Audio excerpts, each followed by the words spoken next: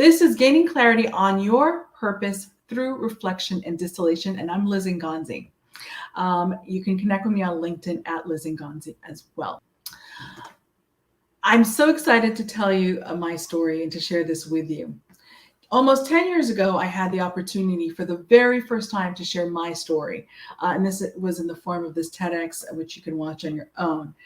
And it was after I had spent about 3.5 months living at an ashram, which, if you're not familiar with an ashram, it's just like a spiritual center where people go to kind of rejuvenate, to distill, to just be able to kind of get to a place where they really are kind of like that little happy baby you see there, which is not me. They get back to that essence of who they really are. So I talked about that. Why that was significant, it was the very first time I actually had shared anything about myself. I'd always presented information. I've been an educator for quite a long time.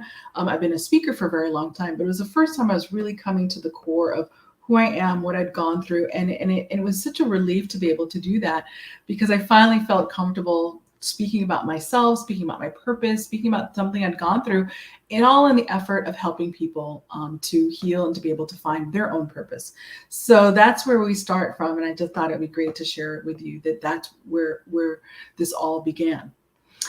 Let's talk about how, what I was going through at the point where I decided to make the radical decision to go live in an ashram and to volunteer and live in an environment that's so completely different from the whole life that I had. I had gone through a divorce. I had also lost my father fairly quickly to cancer, and then my company had gone through some serious financial troubles given the whole economic downturn. And that kind of left me in a place where I hit a wall when it came to 2013. I didn't understand what was happening, but because I just worked for sort of 7 years through everything that was going on and not processing through it, I came to a point where I had an amazing year, but for some reason, nothing was resonating. Nothing was really exciting about it anymore. And I knew I needed help. So what I did was I talked to people. I spoke to, my advisors and stuff. I didn't get any answers that made sense. I read books because as you can see, I tend to read a lot. I couldn't get any sense from that. I ate, right? Because that's something to go to when you're trying to deal with stuff. That obviously didn't help. I watched videos. I, did a lot of different things. Didn't get any answers there. Tried to take a vacation. That didn't help. And then I did some prayer. And that was just kind of prayer and meditation to try to get centered around stuff and not listen to other people, because everyone was saying, oh, you just need time off and a vacation and it'll be clear. And I was like, no, that's not it. Because there were two things happening inside of me. One was this understanding that, like, gosh, I'd gone through all this stuff and I hadn't actually dealt with it. And I recognized that was hitting me, but I also knew that if I didn't somehow find a way to address all this, I was going to miss an incredible, incredible opportunity in my life. I didn't know what it was, but inside I felt it. And so instead of listening to other people, I just listened to my inside.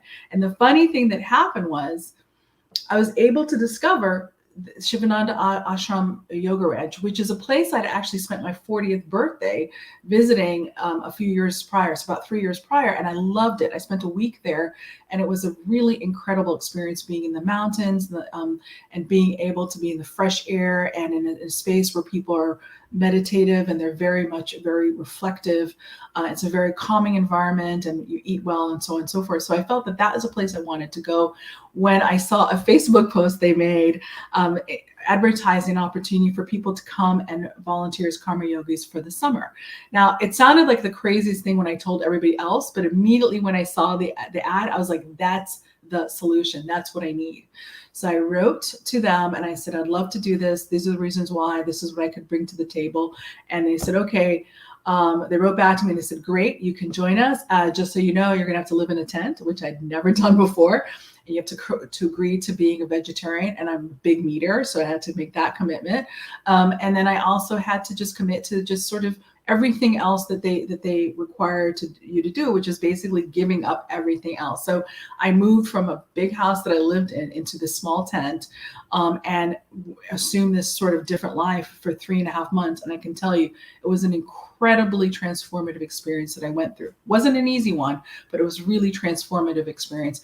And you can read a little bit about it, that experience in Yoga Life magazine article that I wrote. So let's talk about what I got from the experience and how how I activated myself through it. This is a photograph of me sitting outside, in one of the dining spaces outside, and I look very calm and very relaxed, and I'm kind of coming to more of who I am. If you'd see me when I arrived, I've looked a complete mess, and I remember someone, one of the senior officials there, saying, "When you arrived, you looked like you're very, very stressed out. You were very, very, very tense, and now you see I was very, very relaxed." But there were a lot of different things that I did when I was there. So I had agreed to come and work in the gardens. The ashram grows its own food, or quite a high percentage of its own food, but also has gardens just in general. So I agreed to be part of that. And I could tell you at the time, I did not have a green thumb. I was really not inclined, but I felt that if I was going to really go through transformation, if I was going to become this person that I felt I needed to become for this next part of my life, and also to just really understand who I am, I needed to do the things that were hard. So I took on that challenge. The next thing is I met people and interact with people who I would never otherwise have done so, but they were incredible people for me to be around. They ranged in age, background, as well as, they came from all over the world, as far as Israel. There was one guy from Korea, and really was able to create community with them and agenda-free kind of relationships and just friendships where we're able to be human beings together. I did some yoga. I wasn't the best at it, but it's not a competition. It's just about being able to understand how to open up your body so that you get everything moving inside, and that gets all the energy flowing. And that helps you to, actually helps me with creativity, and helps just, with your wellness and having that balance. And then a funny thing happened while I had agreed to be karma yogi, working in the permaculture program, helping with the gardens and things like that. Someone discovered that I actually write, and then I, do some marketing, and the director asked me to help them create a marketing and fundraising campaign for a solar project that they had been trying to get off the ground for many, many years, and yet didn't have the way to do, how to do so. So I was very reluctant at the very beginning, because I thought, well, I didn't come here to work in that sense. I came to sort of be in a different space, but someone shared with me that the greatest service that you can give is the things that you actually are great at, right? To provide them. So I went ahead and I did that. And so this is actually where we were shooting a video as part of the marketing campaign to get people interested in supporting this solar project that would enable the yoga ranch to become completely energy independent, and even to be able to sell energy to other other places in the surrounding community as a way to generate income. And then that is the resulting solar project that we were able to create. And it was incredible to see that, in fact, they're able to raise the money. It was about $500,000 raised. And as they sit here today, they're completely energy independent, and the solar project is there and it's running. So it was incredible to be part of something like that. And along the way, I also became a certified permaculture designer, because they gifted me the opportunity to take a permaculture design course. What did I learn from all this? I learned about the importance of balance. I learned about the importance of seeing things as being interconnected, because if you learn about permaculture, it's really looking at people, you're looking at our land, you're looking at animals, and everything is interconnected, and making sure that we're putting everything in balance and we're living in harmony together. So it was a very, very important thing for me to learn. Yoga is also about union, right? And so those were the really very big themes I learned from that experience doing that. And so after I left 3.5 months later, I was able to sort of emerge anew and had this sort of new energy. And I started sort of interacting with people in different ways. I was able to sort of get a lot of clarity about what was very important to me. So you fast forward about 9 months later, and we look at an opportunity that I received that was a really incredible one, to serve as the United States CEO of an organization called Africa Tikkun. They are based in South Africa, and they have 6 community centers throughout the country, serving thousands of kids, all the way from toddlers to young adults. and living in the most challenging environments, and environments where typically they're probably not going to get out of those environments, and maybe I'm not even going to go to school. Many of them are in child-headed households, very, very, very challenging circumstances. But this organization that at the time had been around for 20 years, and is one of the only 3 organizations that Nelson Mandela endorsed as chief patron because he believed in the mission so much and what they were doing. They were an organization that were looking to connect with the U.S. market, to be able to obtain supporters from the U.S. and partners from the U.S. And so they asked me to help them build their profile in the U.S.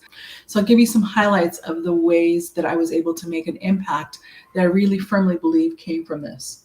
I organized our inaugural gala where we had partners such as Delta Airlines, which is really quite a blessing. You can learn more about that. I also, as a member of the U.S. Speaker Program of the United States Department of State, traveled across South Africa, addressing various groups about leadership and social impact. Of course, in those talks, I spoke about Africa Tikkun because I was also an ambassador in that role. I enabled Africa Tikkun to be featured in Trade Winds Africa, which was the United States' largest trade mission to Africa, connecting us to U.S. corporations. And that was really part of my mandate, was to find corporations that would be potentially interested in collaborating with our organization.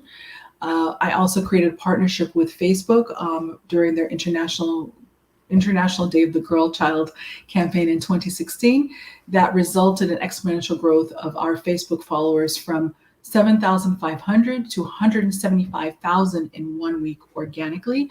And that was simply because we had people we chose this frame that people could download, and 3.4 million people downloaded it and then subsequently clicked through to get to our organization. And that created a global platform for us to be able to bring in different kinds of supporters.